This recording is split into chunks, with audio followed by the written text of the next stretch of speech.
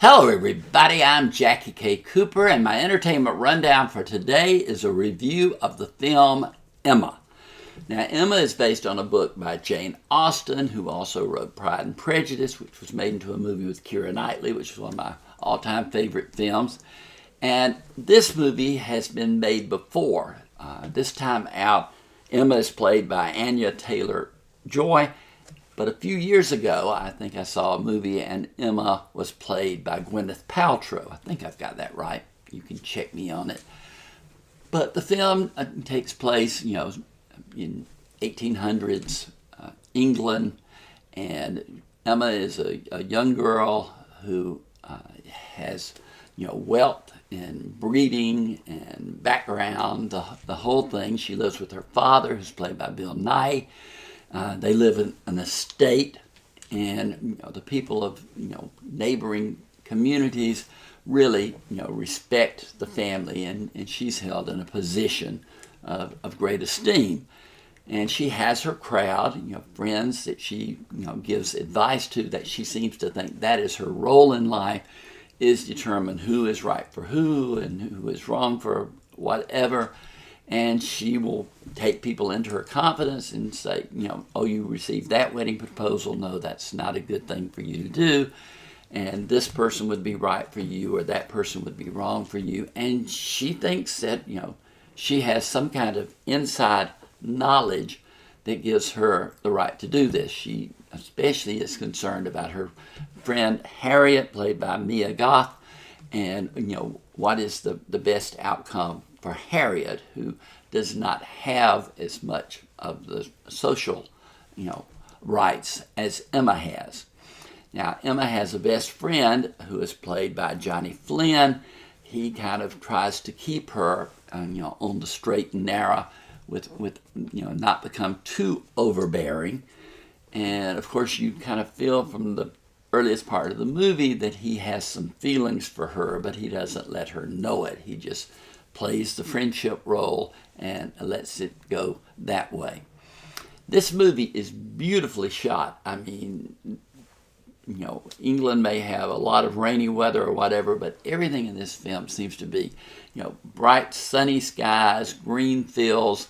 I noticed that people, of this time took carriages to go, between one place and the other, and they walked a lot. They just would walk to a neighbor's house or whatever. But you get a real sense of this time, whatever the time is that this movie is locale. You see it in the costumes, you see it in the attitudes of the characters. It was a simpler time in some respects, and especially it was a place where a woman like Emma, late teens, early 20s, could really thrive. And Anya Taylor-Joy does a great job of incorporating the vanity of this character with a decent human being. She gives out advice over and over and over, but she has a good heart behind it. She's not being malicious. And everybody in the cast really just folds into this story, and it's a basic, Jane Austen story, a love story. But the cast includes not only Taylor-Joy, but Callum Turner, Rupert Graves, Bill Nighy, as I mentioned, Mia Goth, Johnny Flynn.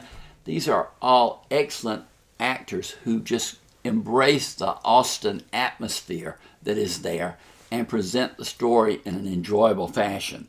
The film is rated PG because there is brief nudity and there is mild profanity, but nothing, excessive in any way. A PG rating, that's appropriate for a Jane Austen story. So I scored this film 8 out of 10. I really enjoyed it. I really enjoyed Pride and Prejudice based on Austen's work. And this movie goes right along with that.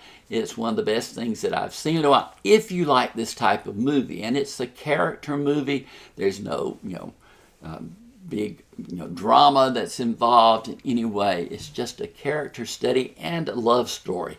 So those two things, you've got to be in tune with that to enjoy this film. So reach down, hit the subscribe button. We want you on board as a subscriber. Also, I want to ask you all to stay safe and healthy out there. Take all the precautions that we're being told, everyone to take, and stay healthy. You do it, I'll do the same. But for today, this has been Jackie K. Cooper's Entertainment Rundown with a review of the film Emma.